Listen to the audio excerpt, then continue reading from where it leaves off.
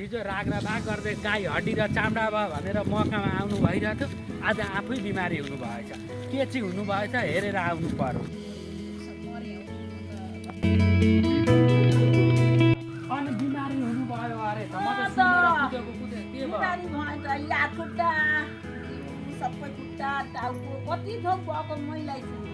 त्यस्तै हो अब बुढाबुढी भएपछि। अनि के तिमी बुढा भएर भर्खर त फेरि भयौ त? किन? अनि सबै कुरा जान्न थाल्यौ त कस्तो हुन्छ बुढाबुढीमा। बिमारी हुनुभयो भनेर आफू हेर्न आउँदा कुरा त्यस्ता खालका छन्।